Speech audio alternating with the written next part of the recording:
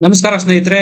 ಲೋಕಸಭಾ ಚುನಾವಣೆಯ ಹೊತ್ತಿನಲ್ಲಿ ರಾಜ್ಯದಲ್ಲಿ ನಡೆದಿರ್ತಕ್ಕಂತ ನೇಹಾ ಕೇಸ್ನ ಘಟನೆ ಕಾಂಗ್ರೆಸ್ ಪಕ್ಷಕ್ಕೆ ಬಿಟ್ಟು ಬಿಡದಂತೆ ಕಾಡ್ತಾ ಇದೆ. ಅವರದ್ದೇ ಸಚಿವರು ಕೊಡ್ತಾ ಇರ್ತಕ್ಕಂತ ಉಲ್ಟಾ ಪಲ್ಟಾ ಸ್ಟೇಟ್ಮೆಂಟ್ಗಳು, ತನಿಖೆ ಮಾಡೋದಕ್ಕೂ ಮುಂಚೆನೆ ಶರ ಬರೆಯೋ ತರ ಮಾತಾಡ್ತಾ ಇರೋ ಗೃಹ ಸಚಿವ ಪರಮೇಶ್ವರ್ ಅವರ ಸ್ಟೇಟ್ಮೆಂಟ್ ಗಳಿಗೆ ರಾಜ್ಯಾದ್ಯಂತ ಖಂಡನೆ ವ್ಯಕ್ತ ಆಗ್ತಾ ಇದೆ. ಈ ಬಾರಿ ಕಾಂಗ್ರೆಸ್ ಪಕ್ಷ ಏನಾದ್ರೂ ಕರ್ನಾಟಕದಲ್ಲಿ ಸೋತ್ರೆ ಅವರೇ ಮಾಡಿಕೊಂಡಿರ್ತಕ್ಕಂತ ಇಂಥ ಸ್ವಯಂಕೃತ ಅಪರಾಧಗಳಿಂದ ಸೋಲ್ತಾರೆ. ಗೃಹ ಸಚಿವರಾಗಿ ಜವಾಬ್ದಾರಿಯುತ ಸ್ಥಾನದಲ್ಲಿ ಇದ್ಕೊಂಡು ಇಂತಹ ನಿಷ್ಪ್ರಯೋಜಕ ತನಿಖೆಯನ್ನು ದಾರಿ ತಪ್ಪಿಸ್ತಕ್ಕಂತ ಹೇಳಿಕೆಗಳನ್ನು ಕೊಡೋದ್ರಿಂದ ಏನು ಸಾಧನೆ ಮಾಡ್ದಂಗಾಗುತ್ತೆ. ಇದು ಸ್ವತಃ ಸಿದ್ದರಾಮಯ್ಯನವರಿಗೂ ಸಹ ಅನ್ವಯ ಆಗುತ್ತೆ. ಅವರೂ ಸಹ ವೈಯಕ್ತಿಕ ದ್ವೇಷದ ಕಾರಣದಿಂದಾಗಿ ಇಂತಹ ಘಟನೆ ನಡೆದಿದೆ ಅಂತ ತನಿಖೆ ಆಗೋದಕ್ಕೂ ಮುಂಚೆನೆ ಹೇಳಿದ್ರು. ಈ ನಡುವೆನೆ ಧಾರವಾಡದಲ್ಲಿ ಫಯಾಜ್ ಅವರ ತಾಯಿ ಮುಮ್ತಾಜ್ ಅವರು ಸ್ಫೋಟಕ ಹೇಳಿಕೆ ಕೊಟ್ಟಿದ್ದಾರೆ. ಫಯಾಜ್ ಮತ್ತು ನೇಹಾರಿಗೆ ಅಫೇರ್ ಇತ್ತು, ಇಬ್ಬರ ಮಧ್ಯೆ ಫೋನ್ ಸಂಭಾಷಣೆ ನಡೀತಾ ಇತ್ತು. ಫಯಾಜ್ಗೆ ನೇಹಾರ್ ಅವರೇ ಪ್ರಪೋಸ್ ಮಾಡಿದ್ರು. ಆತ ಓದಿನಲ್ಲಿ ತುಂಬಾ ಮುಂದಿದ್ದ. ಕೆಲವೊಂದು ರೀಲ್ಸ್ ಗಳು ಮತ್ತು ಫೋಟೋಗಳನ್ನು ಸಹ ಅವರು ತೋರಿಸ್ತಾರೆ. ಆದ್ರೆ ನೇಹಾರ್ ಅವರ ಪೋಷಕರು ಇದನ್ನೆಲ್ಲ ನಿರಾಕರಿಸ್ತಾರೆ. 3-4 ತಿಂಗಳಿಂದಾನು ಫಯಾಜು ನೇಹಾರ ಹಿಂದೆ ಬಿದ್ದಿತ್ತಂತೆ. ಮದುವೆ ಮಾಡ್ಕೊಡಿ ನನಗೆ ಅಂತೆಲ್ಲ ಕೇಳಿದ್ನಂತೆ. ಆದ್ರೆ ನೇಹಾರ ಪೋಷಕರು ಇಲ್ಲ, ನನ್ನ ಮಗಳು ನಿನ್ನನ್ನು ಇಷ್ಟಪಟ್ಟಿಲ್ಲ, ಆಕೆ ಇನ್ನು ಉನ್ನತ ವ್ಯಾಸಂಗ ಮಾಡ್ಬೇಕಾಗಿದೆ, ಈ ರೀತಿ ಫಯಾಜ್ ಕಿರುಕುಳ ಕೊಡ್ತಾ ಇದ್ದಾನೆ ಅಂತ ನೇಹಾರ ತಂದೆ ತಾಯಿ ಸಹ ಫಯಾಜ್ನ ಪೋಷಕರ ಗಮನಕ್ಕೆ ತಂದಿದ್ರು. ಪಾಪ ಹುಡುಗಿ ನೇಹಾ ತಂದೆ ತಾಯಿಗೆ ಹೇಳಿದ್ಲಂತೆ, ಈ ರೀತಿ ಫಯಾಜ್ ನಿಂದ ನನಗೆ ಕೊಲೆ ಬೆದರಿಕೆಗಳಿದೆ ಅಂತ. ಆದ್ರೆ ಎಲ್ಲೋ ಒಂದ್ ಕಡೆ ಪೋಷಕರು ಇದನ್ನ ಬಹಳ ಕಾಮನ್ ಆಗಿ ತೆಗೆದುಕೊಂಡ್ರ. ಅಷ್ಟಾಗಿ ಗಮನ ಕೊಡದೇ ಇರೋದ್ರಿಂದ ಈ ಕೊಲೆ ನಡೆದು ಹೋಯ್ತಾ. ಬಿಟ್ಟು ಬಿಡದಂತೆ ನೇಹಾಳ ಹಿಂದೆ ಬಿದ್ದಿದ್ದ. ಮದುವೆ ಮಾಡ್ಕೊಡಿ ಅಂತೇಳಿ ತಮ್ಮ ಮನೆಗೂ ಸಹ ಬಂದಿದ್ದ 6 ತಿಂಗಳ ಹಿಂದೆ. ಆದ್ರೆ ನಾವು ಇದಕ್ಕೆ ನಿರಾಕರಿಸಿದ್ವಿ, ನಮ್ಮ ಮಗಳು ನಿನ್ನನ್ನು ಇಷ್ಟಪಟ್ಟಿಲ್ಲ, ಮದುವೆ ಸಾಧ್ಯ ಇಲ್ಲ ಅನ್ನೋ ಎಲ್ಲ ಅಂಶಗಳನ್ನು ಸಹ ನೇಹಾರ ತಾಯಿ FIR ನಲ್ಲಿ ಉಲ್ಲೇಖ ಮಾಡಿದ್ದಾರೆ. ಆ FIR ನಲ್ಲಿ ಸ್ಪಷ್ಟವಾಗಿ ಉಲ್ಲೇಖ ಮಾಡಿದ್ದಾರೆ. ಸುಮಾರು ಒಂದು 5-6 ಸಾರಿ ಜೀವ ಬೆದರಿಕೆ ಒಡ್ಡಿದ್ನಂತೆ ಫಯಾಜ್. ನನ್ನನ್ನ ಕೊಲೆ ಮಾಡ್ತೀನಿ ಮದುವೆಯಾಗದಿದ್ರೆ ಅಂತ ನೇಹಾಳಿಗೆ ಮೇಲಿಂದ ಮೇಲೆ ಧಮಕಿ ಹಾಕಿದ್ನಂತೆ. ಇದು ಬೇರೆ ಯಾರೋ ಮೂರನೇವ್ರು ಹೇಳಿರೋದಲ್ಲ, ಸ್ವತಃ ಖುದ್ದು ನೇಹಾರ್ ಅವರೇ ಅವರ ತಂದೆ ತಾಯಿಗೆ ಹೇಳಿದ್ಲಂತೆ. 5-6 ಬಾರಿ ಜೀವ ಬೆದರಿಕೆ ಒಡ್ಡಿದ್ದ ಅಂತ ಇಲ್ಲಿ ಉಲ್ಲೇಖ ಮಾಡಿದ್ದಾರೆ ಅಂದ್ರೆ ಇದು ಸೀರಿಯಸ್ ಮ್ಯಾಟರ್ ಆಗುತ್ತೆ.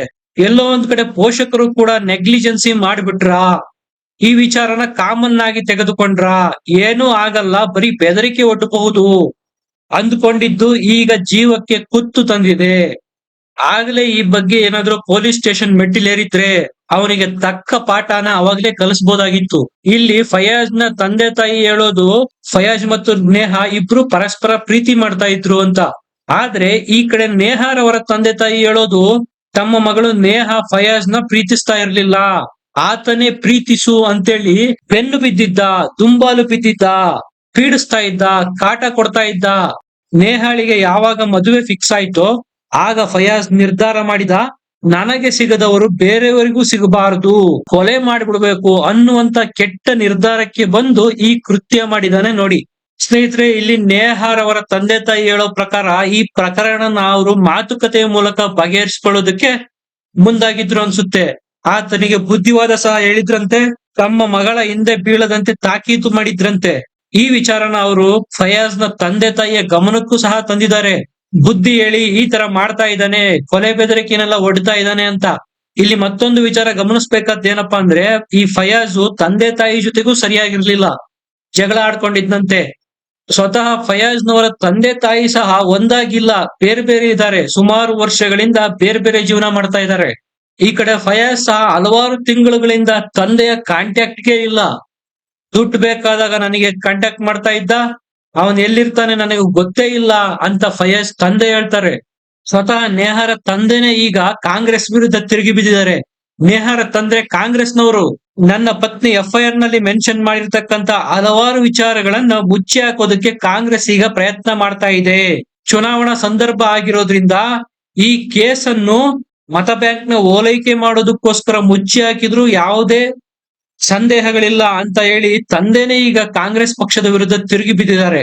ಸ್ನೇಹಿತರೆ, ನಾವು ಇಂದಿನ ಹಳೆ ಸಿನಿಮಾಗಳಲ್ಲಿ ನೋಡ್ತಾ ಇರ್ತೀವಿ, ಪ್ರೀತಿ ಮಾಡಿದವರು ಸಿಗ್ಲಿಲ್ಲ ಅಂದ್ರೆ ಭಗ್ನ ಪ್ರೇಮಿಗಳು ಯಾವತ್ತು ತಾನು ಪ್ರೀತಿಸಿದವರಿಗೆ ದುಃಖ ಕೊಡೋದಕ್ಕೆ ಇಷ್ಟಪಡೋದಿಲ್ಲ.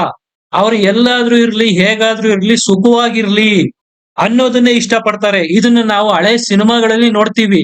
ಅಕಸ್ಮಾತ್ ಅವರಿಬ್ರು ಪ್ರೀತಿ ಮಾಡಿದ್ರು ಅಂತಾನೆ ಇಟ್ಕೊಳ್ಳೋಣ.